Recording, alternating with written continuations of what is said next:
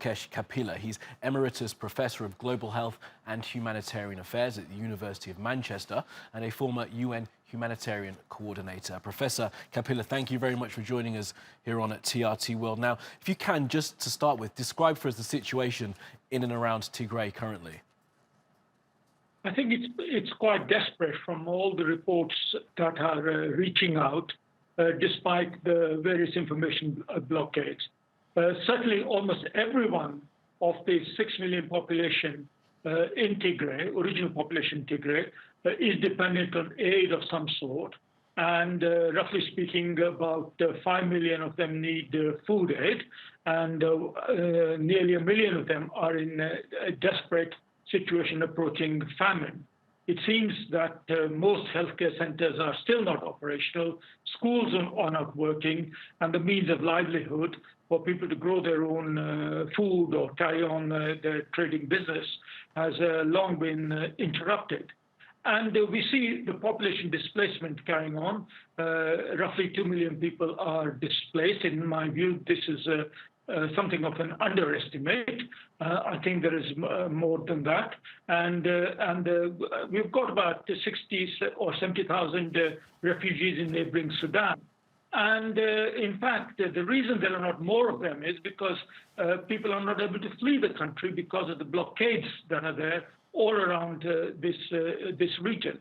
So all in all, I think it has progressively got worse, and we may expect it to get worse in coming days. I mean, that's a very bleak outlook, Professor. We have been talking about the situation in Tigray for a number of months now, at least 6 months, maybe longer. As you mentioned, there's been an information blackout, but I do wonder, how is it still that humanitarian groups aren't able to do the work that they are meant to? This was meant to have changed.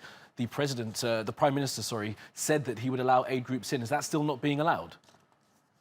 Well, the answer lies in the nature of the conflict.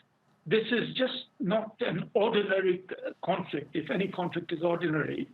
But this, because of the vicious nature of it, with the well-documented mass atrocities and massacres, and the allegations of ethnic cleansing are well-founded, if at least based on the language that is being used by the government in Addis. And then now the total warfare that is going on between different ethnic groups that have been mobilized as a response to the initial defeat of the Ethiopian government forces in Tigray a few weeks ago. So when you look at all of that, it to me, and I've been in places like Rwanda and in Darfur when I was UN coordinator in Sudan and in Yugoslavia and so on. This has all the nature of a genocidal ethnic conflict. It is a nature of ethnic conflicts of a genocidal nature that they're pursued with extreme venom and to their logical conclusion.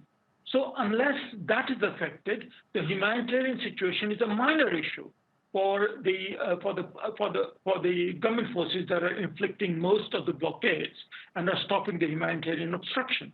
Because if your intention is to destroy your enemy, in this case, the Tigray region, then I think obviously civilians are a natural target in a war of attrition, especially when your own military has been defeated. So the answer to your question lies in the nature of the conflict. Thank you for that, Professor. And of course, we must remind ourselves that one of the belligerents in this conflict is a man who was given the Nobel Peace Prize not very long ago. So I do wonder, is the world paying enough attention to what's happening in Tigray and in Ethiopia more broadly? There's an information blackout, but that doesn't seem like a good enough excuse to me. Well, Nobel Peace Prizes don't mean very much really in the conduct of real politics. We have Aung San Suu Kyi in Myanmar, for example, who's also got a Nobel Prize. Now, I don't think it's fair to say that the world is not paying enough attention. There's a kind of almost a chain of high-level envoys that have visited Ethiopia recently. Martin Griffiths, the UN humanitarian chief, is there now. We have got Samantha Power coming in from and the genocide expert herself coming into Ethiopia. She's not there already. And, then, of course, the Americans, the European Union, the United Arab Emirates and many others have been trying to, in a sense, make the people concerned see sense. But so it is not lack of concern or attention from the world community. The problem is the tools at the disposal of the world community are very few. The Security Council is paralyzed because of the geopolitics, largely because of China and Russia, which means that other tools, which would mean an armed intervention, are not possible, even if they were advisable, especially in the legacy of Syria and Afghanistan and such like. So I think the international community is concerned, but tools in the international armory are very limited, except perhaps economic sanctions, financial sanctions, and other restrictions. However, those kinds of tools take a long time to have result. And in the meantime, of course, people will die and suffer in record numbers, while these other tools are into effect, even if we could get global unanimity around the use of those instruments. Okay, Professor Mukesh Kapila, do appreciate your analysis. Thank you very much for your time. Thanks for being with us.